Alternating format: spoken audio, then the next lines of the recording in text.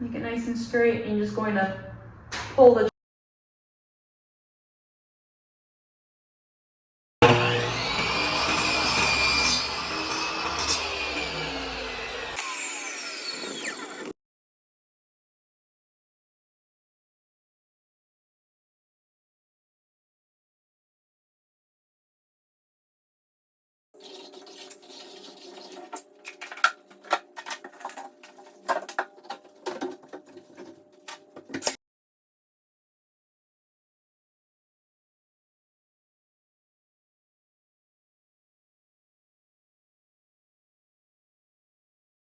Okay, so now I have my first piece cut out that had a cut in it, and I didn't use my jigsaw for that.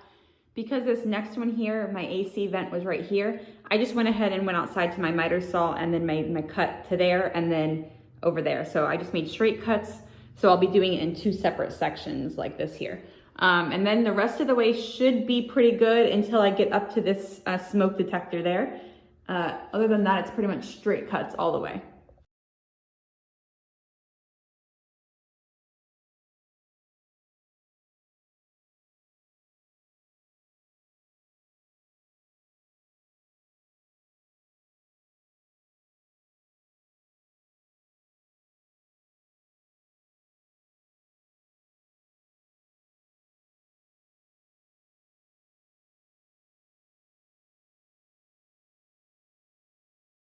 Okay, so my next piece that I'm putting up here is right where the smoke detector is. So I'm just going to kind of like dry fit it up here right now. I didn't put any adhesive on the back yet. And that way I can use my jigsaw to cut it exactly where I need to around for the smoke detector.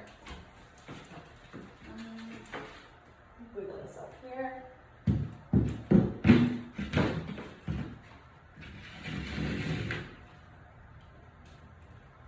And I could measure, you know, with my tape measure, but I just find it just as easy to do this way.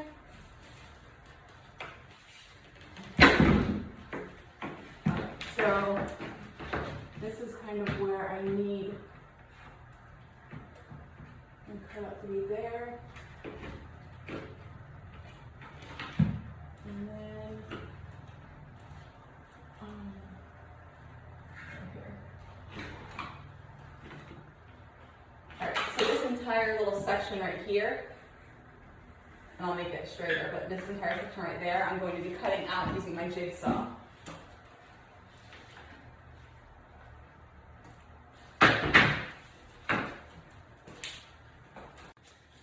And this is one of the reasons why I like having the same brand tools, just so I can interchange batteries. So I'm just going to take my battery right out of my drill driver and go ahead and put it right in my jigsaw. The jigsaw I like using for this type of cuts, just because it's such a small blade, you can really make some turns and stuff with it. For this here, it's pretty straight because I'm just going with the box, but like for the ceiling fan and stuff, I was able to turn this pretty easy. It just makes a nice clean cut.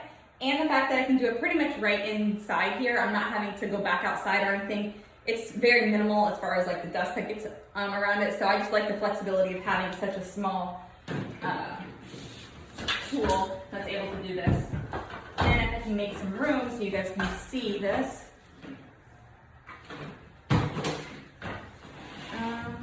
Alright, so it's like a weird location because it's at the end here, but I'm going to try to do this so you can actually see. And again, I'm just kind of going over my line that I traced, cleaning it up just a little bit, and then I can fit it up there.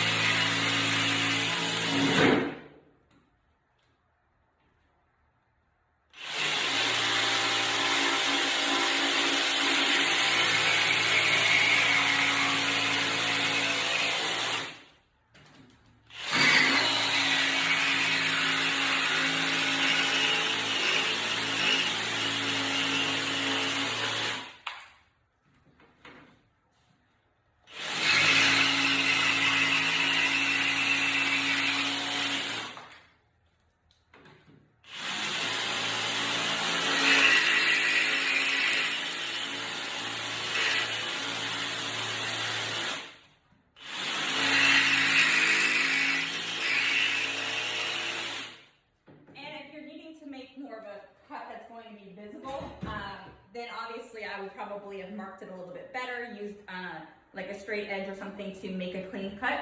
But I mean, I have something going over it, so you're not gonna be able to see this, but yeah, I just kind of made a cut, and it's a nice clean cut. So, and it's minimal dust. Again, you can do this outside. I just do it right in this area here because I have to clean up anyways, but I just like the flexibility of being able to do it right where you need it, so you can kind of double check first. Once I make sure that the actual size is good and everything, then I'll take it back down, and then I will be able to add my adhesive and put it up with my brad nails. All right, perfect. So I put a little bit more than I needed to, but again, I'm not too worried because I have my actual smoke detector going to be covering the location of the cut. But yeah, pretty simple using the jigsaw.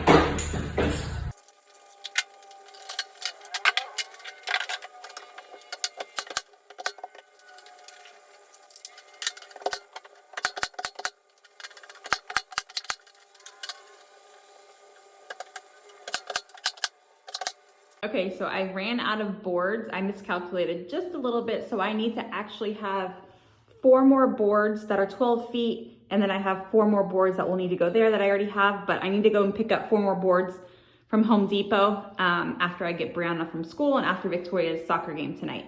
So you can kind of see where I'm leaving off now. I made the cut for the ceiling fan, and then I also made the AC vent. Here is for the smoke detector. So what my next step is after all the boards are up is to go and spackle all of the spots that you see the brad nails, and then I can paint the entire thing. I'm gonna be painting it white, and I'm also painting the walls white. That's what Briana wanted. So I'm kind of just gonna paint it all at once it's ready for paint. But this kind of lets you see the difference between the popcorn and then also the shiplap boards, and how easy it was for me to see where my joists were located by doing that chalk line and just taking that little bit of time beforehand to kind of prep the ceiling for the shiplap. So I had a lot of questions about like what to do on like around the edges. So I cut all the boards exactly the same size, but you're gonna have obviously the walls, and mine are textured, so some of the texture is not exactly the same. So you can either, if it's small enough holes or small enough gaps, you can caulk a line along there. Another thing would be to put like an inside corner molding. I like using the PVC inside corner molding that can go along there. It's just like a little cove mold, or you can do crown molding. So it's kind of up to you what you do with that. So I haven't decided what I'm gonna do yet, but as soon as I am done spackling, I might just try caulking it and see if that looks fine, especially since I'm painting everything white, so it'll kind of work. But again, if you are planning on painting your shiplap any color other than white, I would suggest painting it prior to installing it, because once you have it up here, you can see how difficult it would to be able to paint all up inside of every one of these gaps that's in between each board, especially if you're going with a dark color. You're going to save so much time by just prepping your space and painting all of the shiplap prior to installing it. I'm just going to be painting all of this in white paint, so it's not really that big of a deal with white because the inside's already white. So even if I want to paint the face of it, but inside those grooves isn't as important. But if you're going to be painting it anything other than white, I definitely would recommend painting it prior to hanging it up.